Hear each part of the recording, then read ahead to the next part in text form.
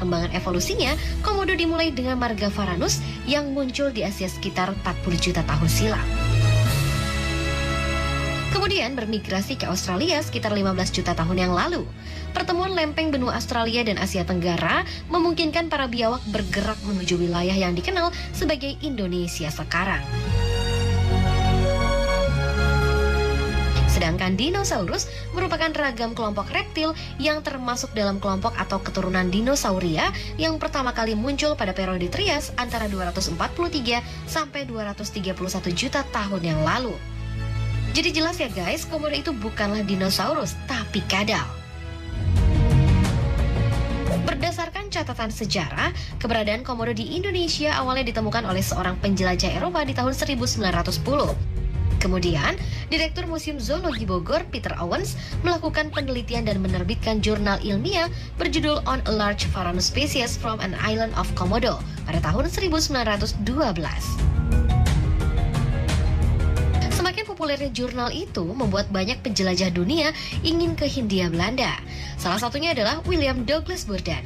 Dari penjelajahannya, Burden membawa 14 ekor komodo yang dibawa dari Nusantara dan beberapa di antaranya dipamerkan di Museum Sejarah Alam Amerika. Nah, dari sanalah istilah komodo dragon meluas ke seantero dunia.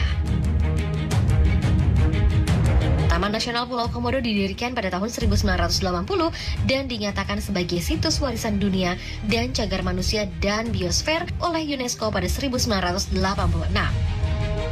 Taman Pulau Komodo terbentang dengan 3 pulau besar, yakni Pulau Komodo, Pulau Rinca, dan Pulau Padar.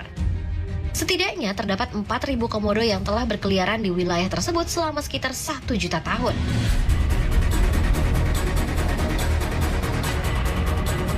Keunikan lainnya, komodo dapat bereproduksi secara aseksual dan ini berarti komodo betina menghasilkan anak tanpa kehadiran pejantan atau disebut juga dengan partenogenesis. Tetapi, sedihnya anak-anak komodo bisa menjadi korban kanibalisme induknya sendiri. Oleh karena itu, komodo muda lebih banyak menghabiskan waktu di atas pohon untuk menghindari jalur kadal yang lebih besar. Meski terlihat lamban, tapi sebenarnya karnivora ini memiliki kemampuan berlari hingga 20 km per jam loh. Hanya beda sedikit dengan kecepatan lari manusia yang rata-rata mencapai 24 km per jam. Jadi harus berhati-hati ya kalau balap lari sama komodo, jangan sampai lengah nih guys. Oh ya, komodo ini merupakan salah satu spesies kadal langka dan hampir terancam punah loh guys. Di tahun 2019 lalu, jumlahnya tinggal 3.029 ekor.